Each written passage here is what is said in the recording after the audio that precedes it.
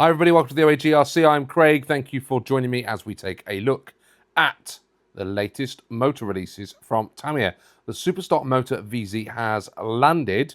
I don't know when this is going to be available in the UK. I managed to get this one imported because I was so keen on getting to try one out as soon as they were available.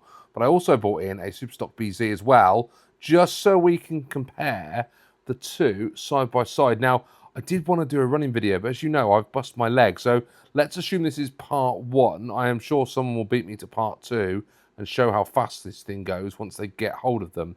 But I thought we'd take a look at how it differs out of the box and what I've noticed when looking at this. First thing, look at how lovely the box is compared to the outgoing motors. I like the fact they've now got a colour diagram on the front. It's very in keeping with the brand.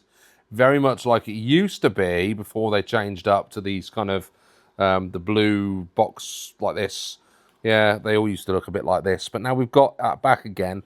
That is, however, just a sleeve that goes over the motor box on the inside. And you can see that there. So that is just a funky sleeve that goes on. They've got the same interior for each box. And I'll show you how that's different in a second. First things first, though, we've got to compare the spec on the side of these. Now, they do look very, very similar. What you will notice is the new VZ motor's got ball bearings as standard. Both of these come with the dust covers. The dust covers only came with the BZ motor. They didn't come if you got an RZ or a TZ. You didn't get the dust covers, only on the BZ. But now we've got that as standard in the VZ motor. What is interesting, though, if I just come in a bit closer, oh, can't go too close, the RPM at the bottom there, 3,600 at 7.2 volts, and above you'll notice it says 26,500 at 7.2. So it suggests that we've got a little bit of a drop off in terms of the RPM. However, if I flip it over, you'll notice that on the natural Japanese language side, the VZ motor has got an RPM of 26,000 against 26,500. So only a slight drop off at 7.2. So with the sleeve off, you get the motor in this little plastic caddy, and that's how it comes. The old motors, and I'll show you in a second, used to come in a nice, environmentally friendly cardboard packaging, and this one, we've ditched all that and just gone with a plastic motor holder. I don't really like that too much. And there's the packaging for the BZ motor. You see what I mean? It's just a little bit more elegant, I think, and more environmentally friendly than that thing. So before we get into the motors themselves, this is the instructions that come with the BZ motor. Very nice, good old Tamiya affair. Show you how to disassemble it and change the rotor and so on and so forth. Now, I don't know how easy. You've got the spare parts down here. But I'll be honest, I don't know how easy all that is going to be now these motors are discontinued. So, you know, make the most of it. If you need some of these parts for your motors, get them while you still can, because they may not be available when you need them in the future. And that has now been replaced with a generic brushed motor set of instructions, which doesn't talk about changing out the rotor or anything like that. The only spare parts available for this are the brushes. So there's no intention that this is going to be rebuildable in the same way. There are the specs there for all of the motors. I've not seen the RPM mentioned anywhere before, so it definitely is 26,000 is going to come off this VZ motor, and it does have timing adjustments. Now, I don't know whether that 26 is fully maxed out on the timing or not. I'd imagine that it is, but there is the instructions. And there's the two motors sat side by side. Right, the next thing we're going to want to know is there any difference in the weight of these two?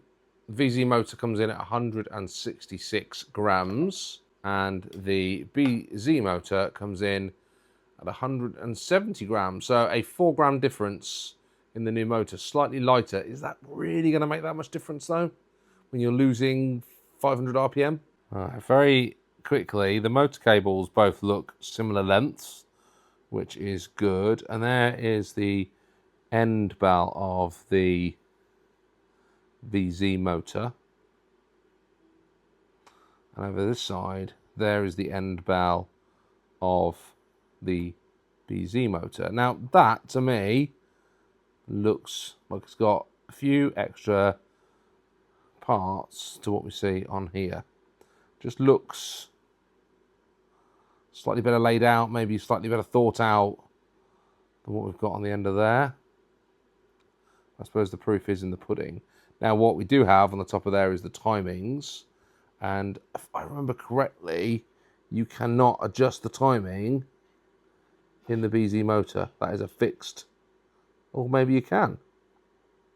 Is that a timing adjustment? It is, so you can adjust the timing on those motors as well.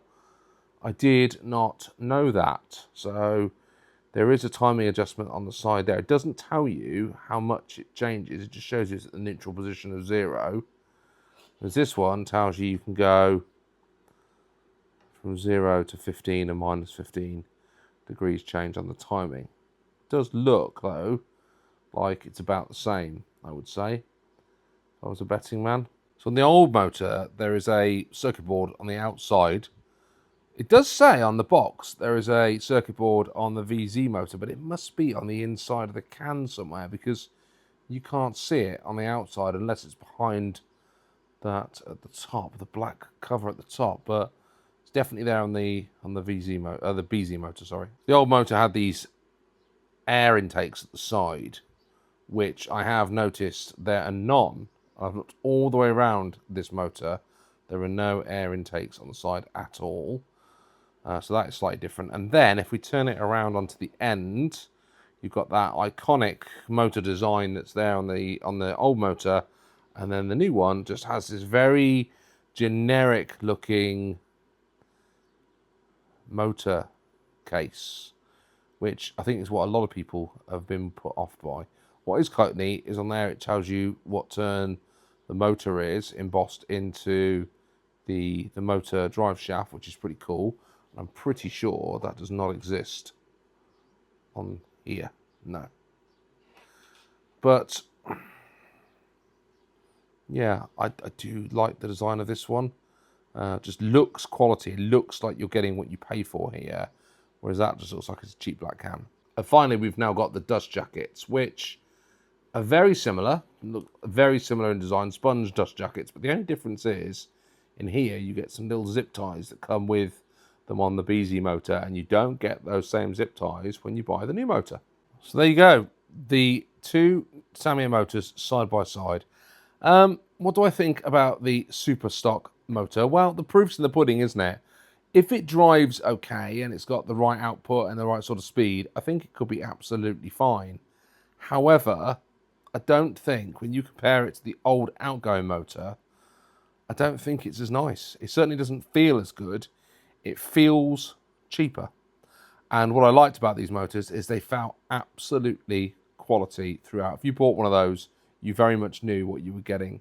So out the box, I am a little bit disappointed, but I suppose the proof's going to be, what difference does that loss of 500 RPM really make when it comes to speed? So there you go, the Superstock BZ motor compared to the Superstock VZ motor.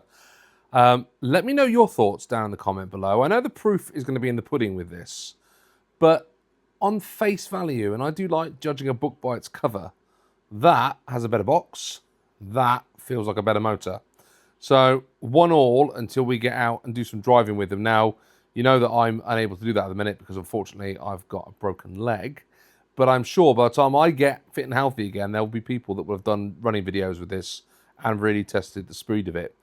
I think the speed's going to be marginal. I think what worries me the most at the minute is, am I going to be able to repair and rebuild that motor as simply as I would have been able to repair and rebuild that motor? And here's one of the things that I've already identified. I've been trying to find the brushes for this motor, and I can't find them anywhere. There is a spare part in there that says there are brushes that Tamiya have made available, but I can't get them. Now, that could be because it's not actually out anywhere yet.